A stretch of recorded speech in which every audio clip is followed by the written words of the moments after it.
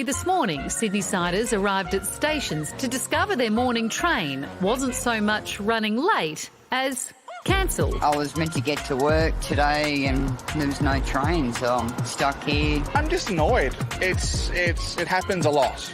And the government made sure everyone knew the reason. The unions were intent on causing chaos. On Saturday, negotiations between the rail union and the government over safety issues seemed right on track. But talks broke down Sunday, leading to chaos today. The public are pretty upset with the unions today. We're trying to get people back to work. We're trying to get small businesses operating again. It's nothing just short of industrial bastardry. Except the union says that's not what happened. They claim their action was only going to disrupt management, not commuters. And their members turned up today only to discover the government had shut up shop. This is not a strike. We are not on strike.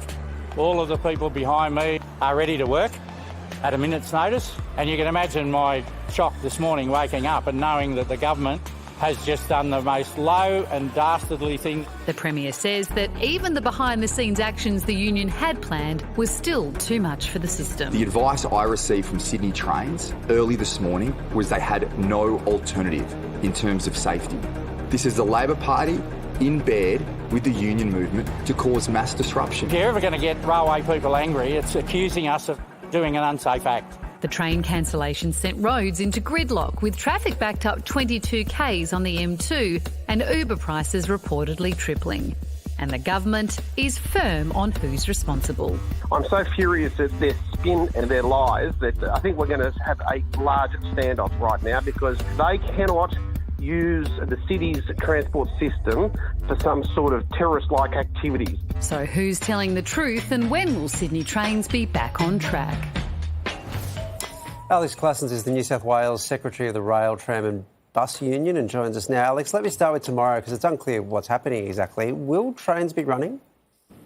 Look, it's unclear to you and it's unclear to us. We showed up for work this morning as normal, and we were told you'll be signed on duty, but there's no work for you to do because the government's apparently made the decision not to run our trains. So all day today we've been down the commission and we've been trying to get some sort of decision out of some government bureaucrat to give us some reasoning as to why they've done that. We are very, very angry and disappointed, like I'm sure a lot of commuters are. This is a whole new low for me. I've seen government stoop to all sorts of levels. But to actually frustrate us to the point where our members have all showed up for work, they're all being paid, for the government to treat us this way at this point in time is just absolutely I'm speechless, and it's not very often that I am. So I can see you're upset with the government, but the government says its decision was based on advice from Sydney Trains. So it wasn't the government just dreaming it up. Sydney Trains reached the conclusion that the action that you were proposing and whatever was left of it meant that to operate the trains was unsafe. Are you saying that Sydney Trains are being disingenuous in that? Absolutely. There is nothing we would do to jeopardise the safety of our network. Safety is one of the big key issues for us. You know, the last time we took some industrial action, we had a derailment down at Port Kembla. Immediately we called everything off and we did what we had to do to get the system back up and running. Sunday just gone was a really particular day for me, where a very good friend of mine died 2 years ago in a Wallen train accident. I'm not going to stand here and be criticised by government and saying that I'm jeopardising the safety of the network, and neither will any other railway worker out there. We will do whatever it takes to maintain a safe network. So any excuse that they're coming up with that says we're jeopardising the safety of the network, we 100% dispute. If that's an issue, come and talk to us, tell us what it is, and we'll do something about it, because we want to maintain a safe network and we're not going to do anything that jeopardises our safety. Alex, what do you make of the pile-on from the Prime Minister Scott Morrison and Transport Minister Elliott, who referred to you as terrorists, or rather said your actions were terrorist-like?